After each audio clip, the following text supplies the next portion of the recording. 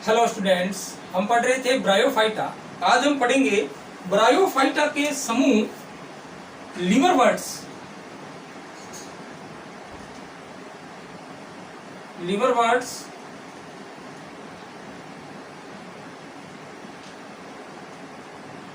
यह निम्न श्रेणी के ब्रायोफाइटा होते हैं और इसके अंदर रिक्सिया और मॉर्गेंसिया पादप आते हैं।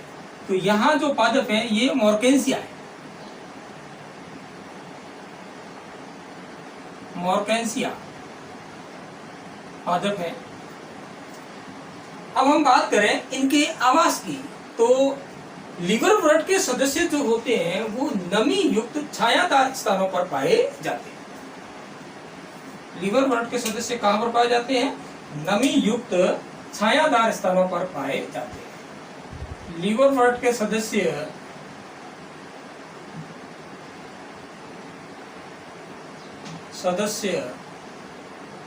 नमी युक्त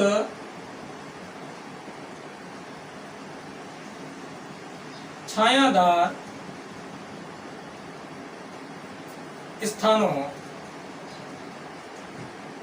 जैसे नदियों के किनारे,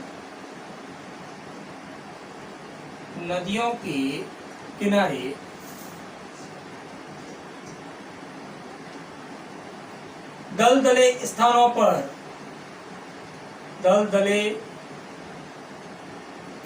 पर, गीली मिट्टी में,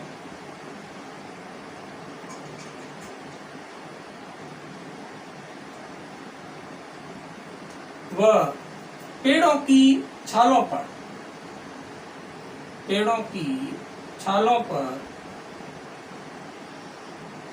उगते हैं।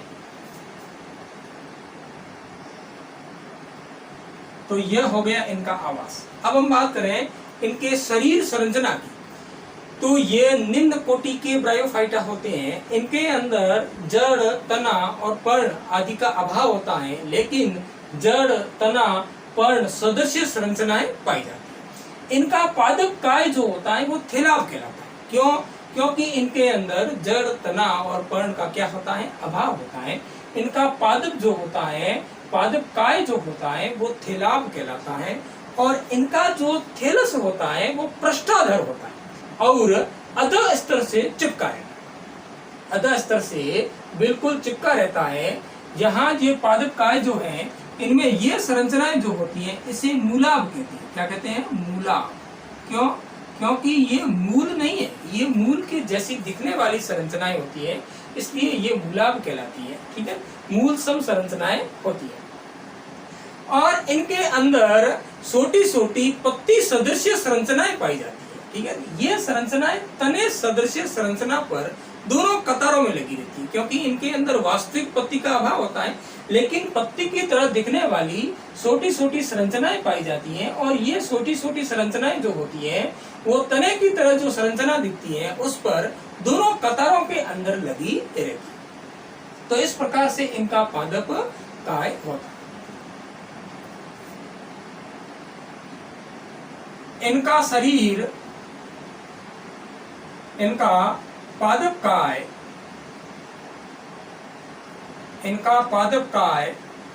थैलाब होता है। ठीक है, और इनका जो थैलस होता है वो पृष्ठाधर होता है और अधः स्तर से बिल्कुल चिपका रहता है। इनका थैलस पृष्ठाधर होता है, जो अधः स्तर से चिपका रहता है। किसके द्वारा? मूलाभ के द्वारा। यानी कि ये अधः स्तर है और अधः स्तर पर बिल्कुल चिपका हुआ होता है इनका थैलस। और कैसा होता है? पृष्ठाधर होता है। इनका थैलस जो होता है वो पृष्ठाधर होता है और जो अधः स्तर से बिल्कुल चिपका हुआ होता है। और इनके अंदर छोटी छोटी संरचनाएं पाई जाती हैं, पत्ती की तरह दिखती हैं। ये संरचनाएं तने की तरह जो संरचनाएं दिखती हैं इसके अंदर, यहाँ पर इस संरचना के दोनों ओर कतारों में लगी रहती है। इनमें पत्ती की तरह दिखने वाली छोटी छोटी संरचनाएं पाई जाती हैं।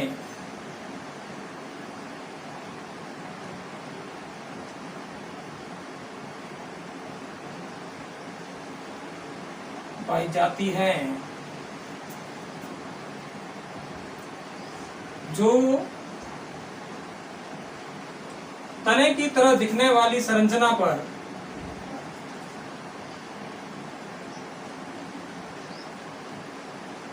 तने की तरह दिखने वाली संरचना पर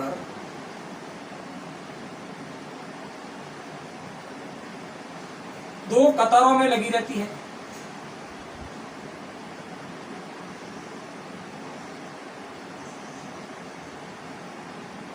लगी रहती है, ठीक है। इनके अंदर वास्तविक पत्ती, जड़ और तना का अभाव होता है, लेकिन पत्ती की तरह दिखने वाली छोटी छोटी संरचनाएं पाई जाती हैं जो तने सम संरचना पर दोनों कतारों में लगी रहती है। अब हम बात करें इनके अंदर लैंगिक और अलैंगिक जनन की। तो सबसे पहले अपन देखते हैं इनका अलैंगिक जनन। अलैंगिक जनन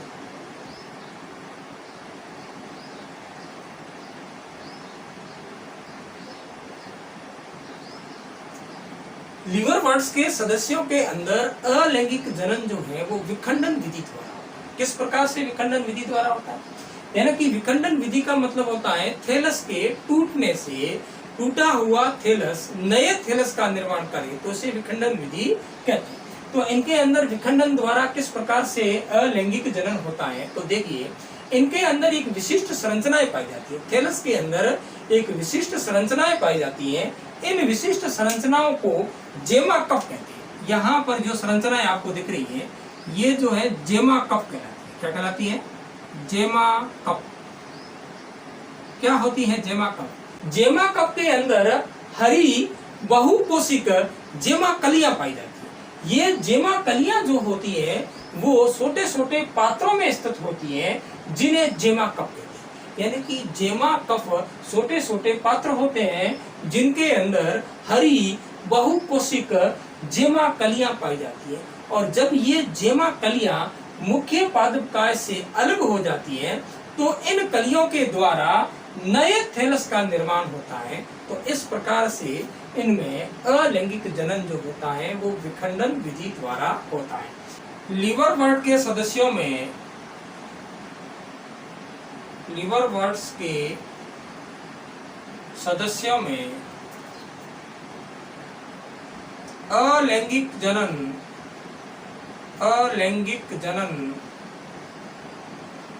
विखंडन विधि द्वारा होता है। विखंडन विधि द्वारा होता है। अलैंगिक जनन जो होता है वो किसके द्वारा होता है? विखंडन विधि द्वारा होता है। इनमें हरी बहुकोशिक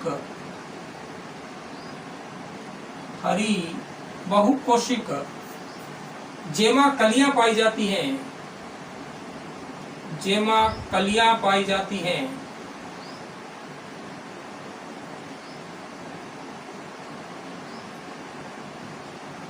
इनमें हरी और बहुकोशिक क्या पाई जाती है? जेमा कलियां। ठीक है, ये जेमा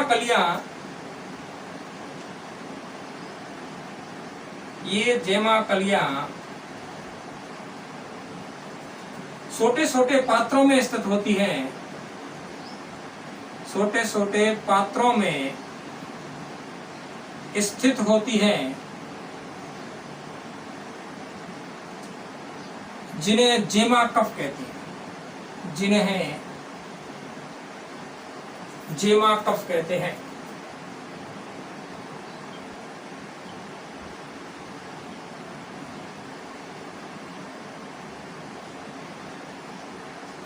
और ये जेमा कप मुख्य पादप काय से अलग होकर नए थैलस का निर्माण करती है।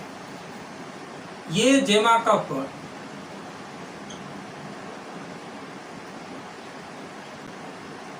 मुख्य पादप काय से अलग होकर नए थैलस का निर्माण करती है। नए थैलस का निर्माण करती है।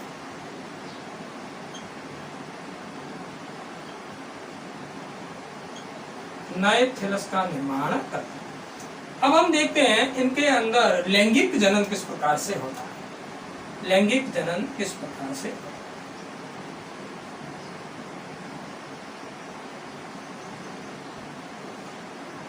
तो देखिए, लिवरवर्ट्स का जो मुख्य पादप काय होता है वो क्या होता है, युग्मकोद्भिद होता है। जो इनका मुख्य पादप काय होता है वो युग्मकोद्भिद होता है और इस युग्मकोद्भिद पर लैंगिक अंगों का निर्माण होता है। इस युग्मकोद्भिद पर किसका निर्माण होता है, लैंगिक अंगों का निर्माण होता है। यानी कि इनके अंदर नर लैंगिक अंग जो होता है वो पुधानी होता है और मादा लैंगिक अंग जो होता है वो स्त्रीधानी होता है। तो ये जो लैंगिक अंग बनते हैं पुधानी और स्त्रीधानी, ये इनमें एक ही थैलस पर बन सकते हैं या फिर अलग अलग थैलस पर बनते हैं। यानी कि पुधानी और स्त्रीधानी का निर्माण जो होता है युग्मकोद्भिद पर एक ही थैलस पर हो सकता है या फिर अलग अलग थैलस पर होता है। पुधानी के अंदर पुमंग बनते हैं, जो पुमंग जल में छोड़ दिए जाते हैं और ये जल के द्वारा जैसे ही स्त्रीधानी तक पहुंचते हैं तो स्त्रीधानी के अंड से संगलित हो जाते हैं और जिससे युग्मनज का निर्माण होता है और इस युग्मनज का विकास होता है और क्या बनती है, बीजाणु उद्भिद पीढ़ी बनती है। ठीक है, तो इनका जो बीजाणु उद्भिद जो होता है वो 3 भागों में विभेदित रहता है। कौन कौन से 3 भाग होते हैं, इनकी पाद, सीटा और संपुट। ठीक है, तो इनका युग्मकोद्भिद जो होता है वो 3 भागों में विभेदित रहता है, पाद, सीटा और संपुट। ठीक है, अब संपुट की जो कोशिकाएं होती है, संपुट की इन कोशिकाओं के अंदर अर्धसूत्री विभाजन होता है, मियोसिस होता है और जिसके फलस्वरूप अगुणित बीजाणु बनते हैं और जब ये अगुणित बीजाणु अंकुरित हो जाते हैं तो नए युग्मकोद्भिद का निर्माण करते हैं, जो मुक्त जीवी होता है, जो स्वतंत्र जीवी होता है, जो प्रकाश संश्लेषी होता है। ठीक है, तो इसका निर्माण कर देते हैं। तो इस प्रकार से इनके अंदर लैंगिक जनन होता है। यानी कि इनका जो मुख्य पादप काय जो होता है वो युग्मकोद्भिद होता है और इस युग्मकोद्भिद पर लैंगिक अंगों का निर्माण होता है। यानी कि स्त्रीधानी और पुधानी एक ही थैलस पर बन सकते हैं या फिर अलग अलग थैलस पर बनते हैं। इसमें पुधानी से निकले हुए पुमंग जो होते हैं वो जल में छोड़ दिए जाते हैं और जो जल के द्वारा स्त्रीधानी तक पहुंचते हैं और स्त्रीधानी के अंड से क्या हो जाते हैं, सम्मिलित हो जाते हैं, जिससे किसका निर्माण होता है, जिससे युग्मनज का निर्माण होता है। और इस युग्मनज से अर्धसूत्री विभाजन तुरंत नहीं होता, इनमें युग्मनज का विकास होता है जिससे द्विगुणित पीढ़ी यानी कि बीजाणु उद्भिद का निर्माण होता है और इनका बीजाणु उद्भिद जो होता है वो प्राय 3 भागों में विभाजित रहता है, पाद, सीटा और संपुट। अब संपुट की कोशिकाओं में मियोसिस होता है जिससे अगुणित बीजाणु बनते हैं और जब ये अगुणित बीजाणु अंकुरित हो जाते हैं तो किसका निर्माण करते हैं, तो ये नए युग्मकोद्भिद मुक्त जीवी मुख्य पादप काय का निर्माण करते हैं। तो इस प्रकार से इनके अंदर लैंगिक जनन होता है। तो देखिए इनमें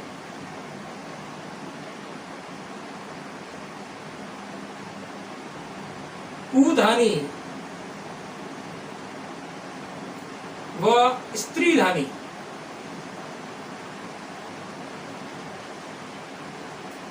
एक ही थैलस या अलग अलग थैलस पर बन सकती है या अलग अलग थैलस पर बनती है।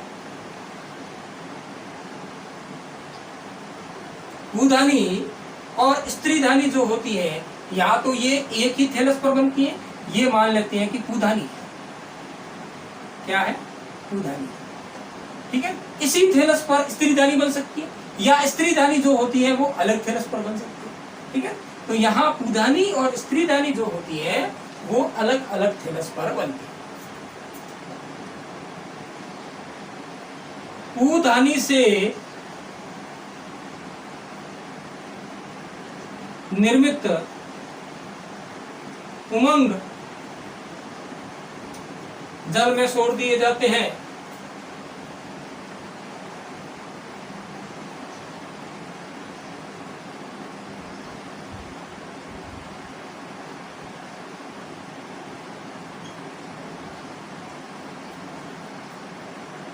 जो स्त्रीधानी के पास पहुंचकर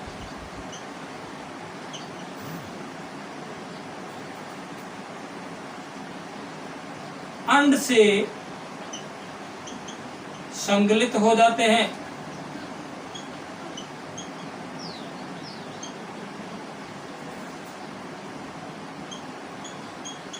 जिसके परिणाम स्वरूप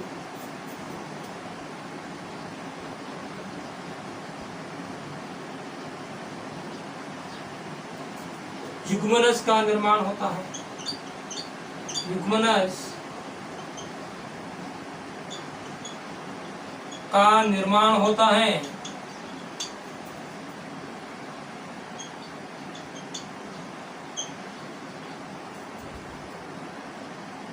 और इस युग्मनज के विकास से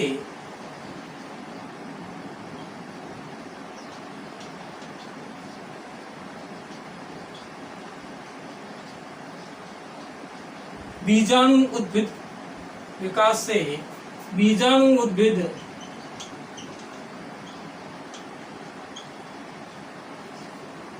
स्पोरोफाइट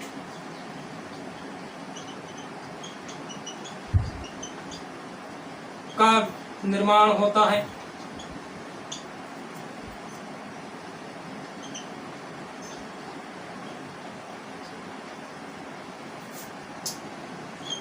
इनका बीजाणु उद्भिद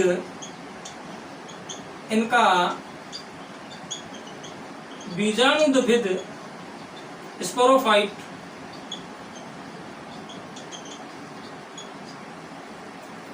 प्राय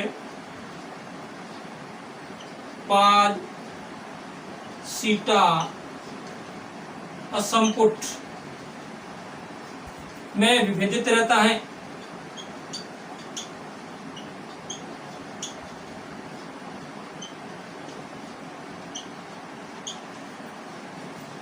ठीक है, इसका आगे मैं यहां लिखता हूं।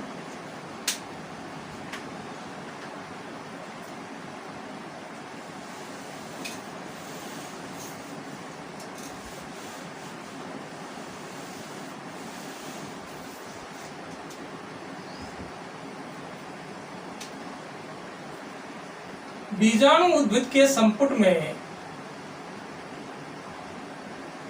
बीजाणु उद्भिद के संपुट की कोशिकाओं में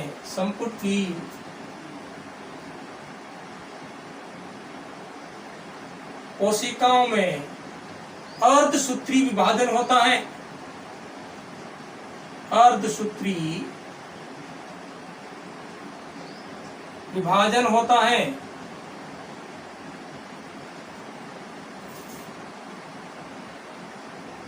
जिससे अगुणित बीजाणु बनते हैं।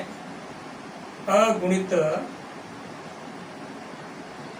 बीजाणु बनते हैं और इन अगुणित बीजाणु के अंकुरण से इन अगुणित बीजाणुओं के अंकुरण से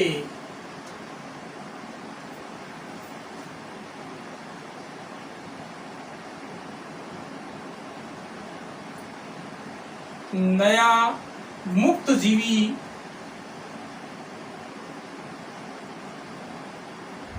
युग्मकोद्भिद गैमेटोफाइट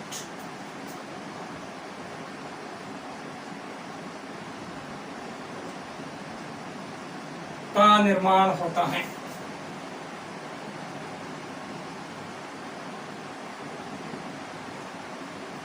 तो इस प्रकार से इनमें लैंगिक जनन होता है। अब इनके उदाहरण देख लीजिए। रिक्शिया मॉर्केंसिया,